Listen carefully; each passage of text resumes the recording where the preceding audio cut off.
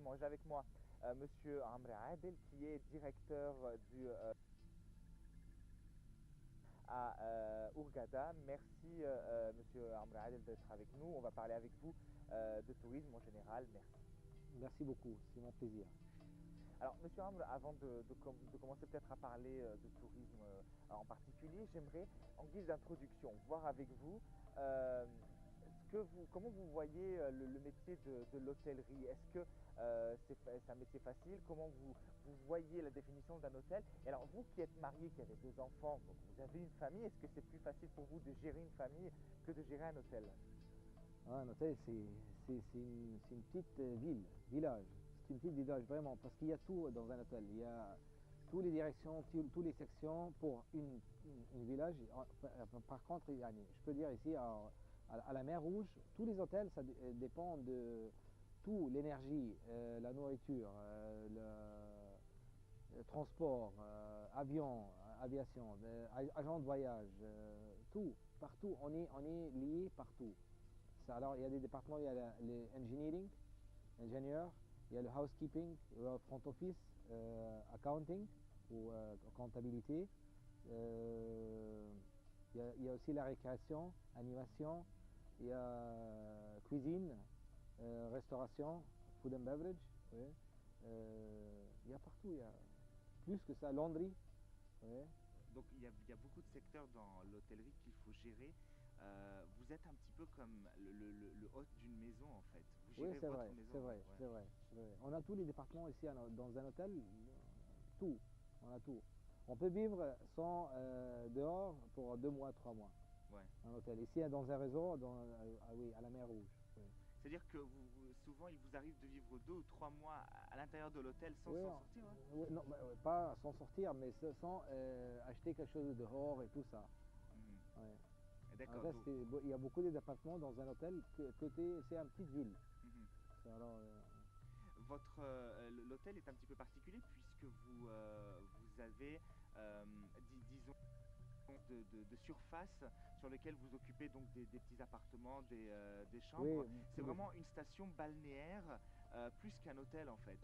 parce que ici, les clients, ils viennent ici pour vivre pour 2 semaines ou 3 semaines ou quelque chose comme ça, comme leur maison. Ouais. Alors on doit faire attention et on doit faire très bien que ces clients, ils doivent rester ici à notre hôtel. Ils ne sont pas qu'ils sont ailleurs, dehors de leur pays.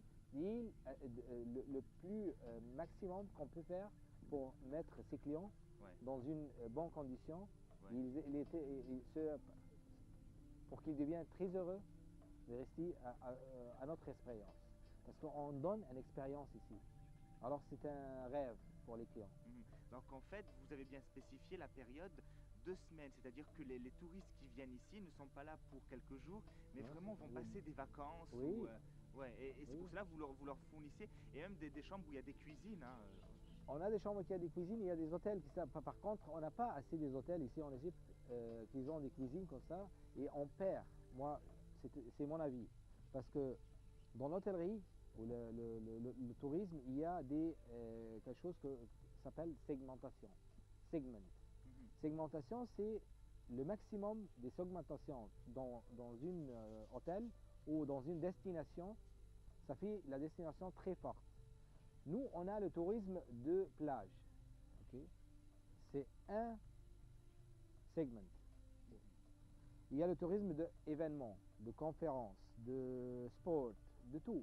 On peut faire une diversification dans le Mhm. segment ici à la mer Rouge et on a tout. Même le tourisme de médecin. On a le tourisme de médecin Tourisme médical, oui, médical ou ici. thérapeutique, c'est vrai. Voilà, On a des sources voilà. chaudes à Hurghada. Et c'est pas loin d'ici, Ouais. c'est 70 km d'ici. Où exactement? C'est à Dans quel Safaga. secteur? À Safaga, oui, c'est Oui, ça oui, oui, exactement. Ouais. oui, oui. Alors on a tout, on a tout. On peut faire une diversification dans tout le business ici en Égypte pour avoir un marché très fort.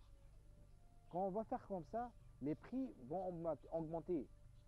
Il y a quelque chose dans l'économie qui s'appelle demand and supply, Offre et la demande, ouais. offre et la demande. Mhm. L'offre et la demande, quand on a beaucoup de segments, c'est-à-dire le demande est très haut, Mhm. alors les prix ils vont être très hauts aussi. Et ça qu'on fait maintenant ici en Égypte, Avec le nouveau, on a maintenant à la mer Rouge un nouveau gouvernement, général Ahmed Abdallah. Mhm. Maintenant, il a commencé à faire des groupes, tous les groupes ici, à 4 groupes ici à Hurghada, à la mer Rouge. Un groupe pour le marketing, un groupe pour les événements, un groupe pour les exhibitions et un groupe pour la nettoyage, cleaning, Propreté, d'une façon, propreté ouais. de Hurghada et pour faire des arbres, pour faire des ronds-points, des trucs comme ça, pour les routes, تجميل يعني, D'accord, donc pour pour embellir, décorer ouais, la mer Rouge. pour décorer. Euh, donc, votre hôtel offre quand même des spécificités aux touristes qui lui permettent de ne pas avoir besoin de sortir à l'extérieur. Oui, Ouais, oui, il a vraiment on a tout. tout. Parce qu'on a des activités tous les jours, tous les jours. On a des activités pour le matin, à la plage et à la piscine. Et après, on a des activités à l'après-midi et le soir. On fait des shows pour les clients ici à l'hôtel. Alors, on a des événements, des petits événements ici à l'hôtel, mais c'est très bien. Les clients, ils aiment faire une séjour active. Ouais. Vous êtes marié, vous avez des enfants. Oui, je suis marié, oui. Mais est-ce que c'est plus facile de s'occuper d'une famille que d'un hôtel? On vit ici à l'hôtel comme une famille, une grande famille, avec même l'équipe ici à l'hôtel. Ouais. Alors, ma femme, elle travaille avec nous, elle ne prend pas de salaire, mais elle est partout, elle vient, Ouais. elle fait Donc, des s'occupe avec événements, vous, elle s'occupe ouais. avec moi, avec tout le monde, avec tous les équipes d'hôtel ici. Mhm. On a une super équipe. Je suis, Ça alhamdoulilah. facilite la tâche d'être avec la famille, quoi. Ouais, c'est très bon, ouais, très bon. C'est pas facile, mais ma femme, elle travaillait avant, maintenant elle travaille pas, elle est house manager, comme on dit. Mais maintenant, avant, elle travaillait dans le tourisme, dans l'hôtellerie. Elle comprend très bien l'hôtellerie. Et c'est comme c'est difficile hein, de vivre là-bas et tout ça. Mhm. Et elle ne travaille pas il y a 12 ans maintenant, quelque chose comme ça, 10 ans, quelque chose comme ça. D'accord, bon. Mais elle travaille ici, elle est très active, elle est Ouais. partout. Comment expliquez-vous la forte ou même très très forte présence de touristes russes ici au sein de l'hôtel et à Hurghada en général? Le russe, ça présente 60% de tourisme qui vient maintenant en Égypte. Et après les Allemands, et après les Anglais, et les Italiens, et tout ça, mais les Russes, c'est la plupart maintenant. Mhm. Et ils sont très, très importants pour nous parce que les Russes, ils viennent toute l'année en Égypte, l'été et l'hiver. Il y a des marchés qui viennent en Égypte en été, et il y a des marchés qui viennent en hiver. Mais les Russes, ils viennent toute l'année. Alors ils sont très, très, très importants pour nous. Ils nous supportent. Et le marché russe, c'est le premier marché qui a vraiment Mais comment expliquer travaillé bien Ouais. après 30 juin. Ouais, mais comment expliquer leur présence en force quand même par rapport aux autres nationalités? On peut dire maintenant, il y a 60% ou 70% russes et 20% allemands et 10% les autres nationalités. Mais ça peut changer quand on entre dans l'hiver, parce que je sais que les Scandinaves, ils vont arriver à partir du 6 janvier, la première voile de Scandinavie, il vient ici à la mer Rouge 6 janvier. Alors ça va commencer. Par exemple, les Tchèques et les Polonais et les Slovaques, ils viennent en été. Il y a des vols en hiver, mais pas comme les temps au vol en été. Par exemple, il y a une vol ou deux vols par semaine en hiver, Ouais. il y a 15 vols en été. Ouais, mais quand vous demandez par exemple à un touriste russe ou un tour opérateur russe ce que les touristes, justement ce que les Russes aiment en Égypte, qu'est-ce qu'ils vous disent? C'est très important pour nous.